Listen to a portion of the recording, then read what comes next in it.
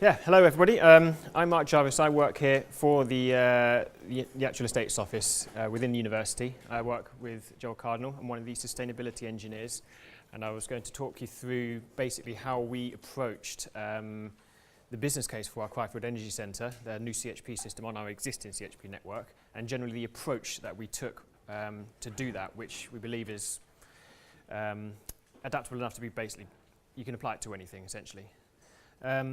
One of the key things that we, well, certainly in the most recent presentations we've come across, is that you need to know your loads. So in this case, within the thermal network, we were talking about to know your half-hourly thermal data, which is what we were able to utilise. We utilised this, we were fortunate enough that we had an existing energy centre on a district heating network, so we were able to use half-hourly thermal demand data from that to actually understand exactly what is at the end of the network. So that's not lots and lots of heat meters in all of our buildings, although I believe now current legislation actually mandates that. So we did actually consider all the losses and stuff like that as well. Because we were dealing with CHP, we also had to use half-hourly electric demand data, which looks a little bit like that. Both of them look a little bit like that. And that's predominantly because we were dealing with CHP, so we're generating electricity. We could be generating it at a time when it's cheap. We could be generating it at a time when it's really valuable to us. Equally, we believe this applies also to, quite clearly, to heat pump systems, because you clearly need to know when your thermal demand is and when's the best tariff, for example, for you to turn the thing on. And equally, potentially when the best carbon intensity is. Although, with a large caveat, every single reporting structure that the university certainly has to abide by doesn't care about marginal carbon savings. We just have to use the total annual electrical consumption multiplied by a rate. So unfortunately today we can't actually report on the benefits of time shifting when the grid's more intensive and so on.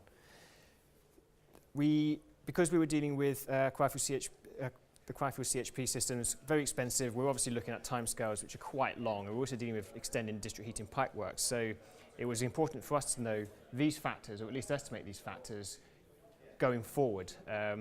Joel, at the very, very start, did mention, he did have the number of 250 million capital investment program. I think it's actually now 400. It keeps on escalating. If you walk around the university, it looks mostly like a construction site. What would apply today will not necessarily apply tomorrow, next year, 5 years down the line. So having that in mind might mean that today you're looking to install something that looks a bit oversized, but tomorrow it's actually just about right.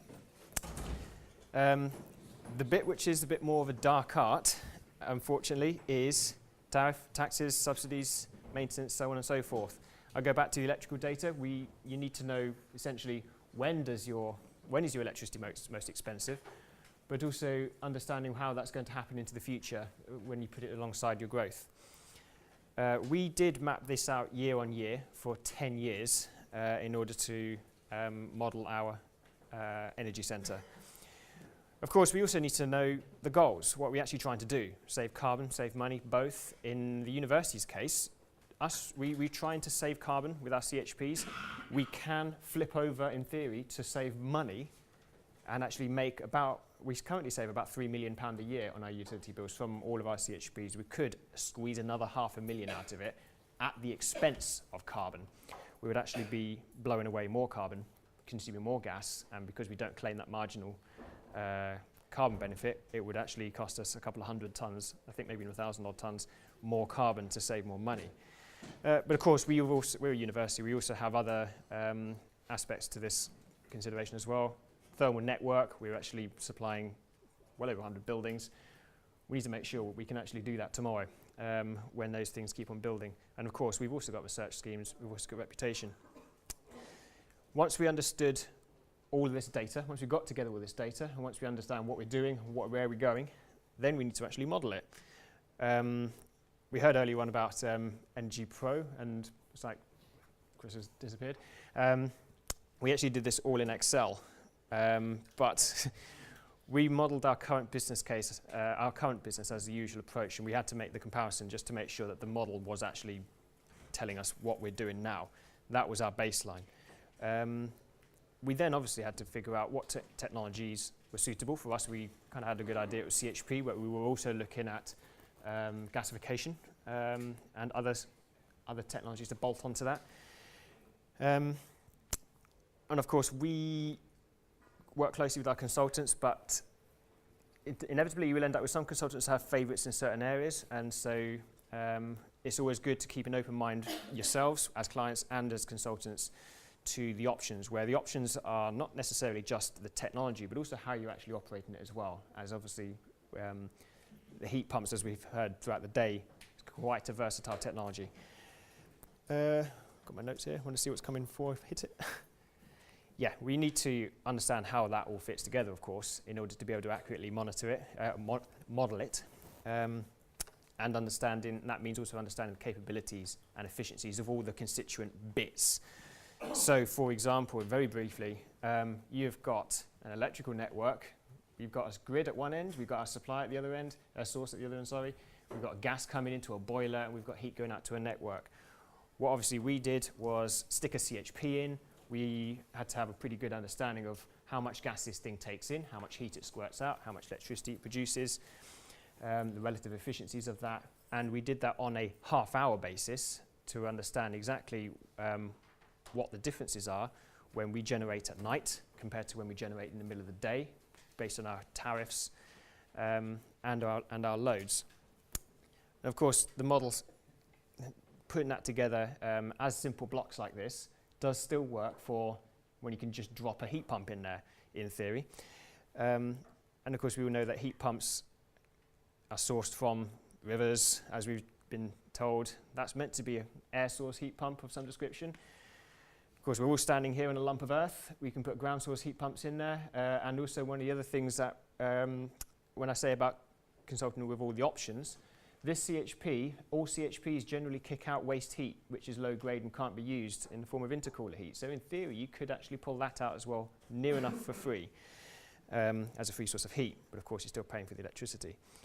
So all of these kind of considerations are thrown into the mix. But like I said, the important part for us is that we were doing this on a half-hour basis. And it's quite simply because when you put the loads together, they don't really match. So in here, we've got 3 CHPs. You can quite clearly see at these sort of times, you can run 2 of them flat out all the time. But there will be times when that third CHP, in our case, would be needed for the heat, but might not be needed for the electricity, and so on and so forth. And these considerations, they get slightly more complicated and more efficient. They get more efficient when you think about thermal stores and shifting loads around. But are still considerations when you've got heat pumps and any other technology. Biomass, for example, you can't just bang it on and off quite as easily, so you want to size it appropriately. It's that the fact that they're not synchronized is what is a challenge for us, and why we couldn't just sort of say, oh, about 80% of the year we could do with a 2 megawatt plant or something like that. So we had to understand when we would operate it, which is why we needed all that half-hourly data. And of course, when you do the number crunching, will it actually generate the savings that you want? Be it carbon savings, tax savings, hardcore, just tariff savings. Will it just save you cold hard cash?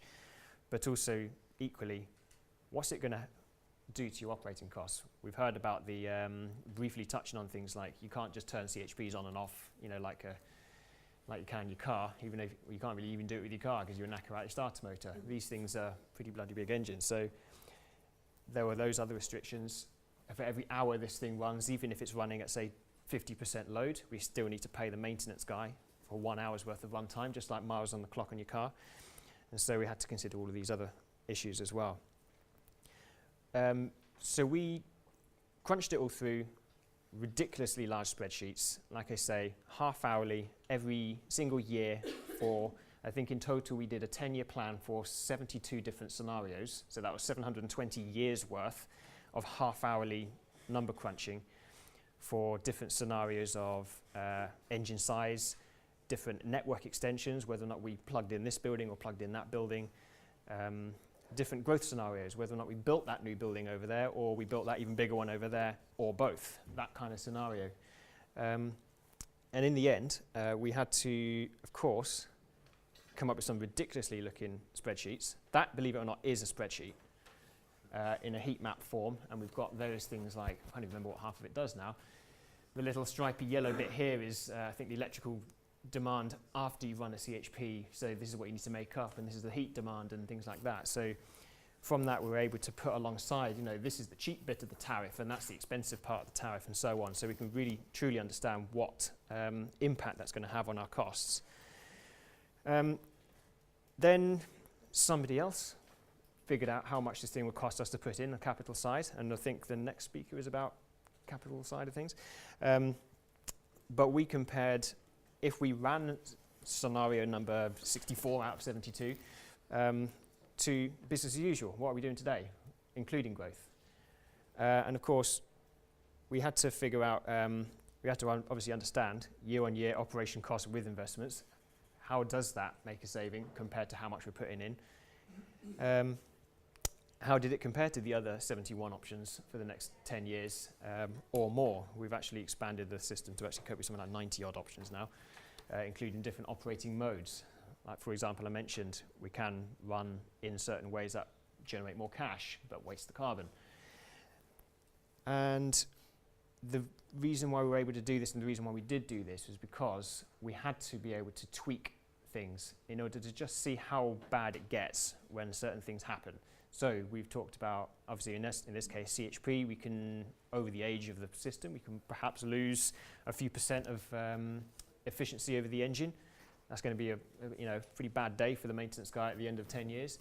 But equally, next year, our contract unit rates might jump 20%. So actually, we found there was greater sensitivity in the unit rates. And of course, as we had very early on in this speech, in this talk today, tariffs and taxes in the future, they could be going anywhere, really, over the sort of timescales that we're talking about here. Obviously, all of this stuff can go into how you acquire, how you procure your energy, how you go about doing this. So we effectively just went and bought a CHP, put it in, and we own and operate it ourselves. There are other regimes, of course.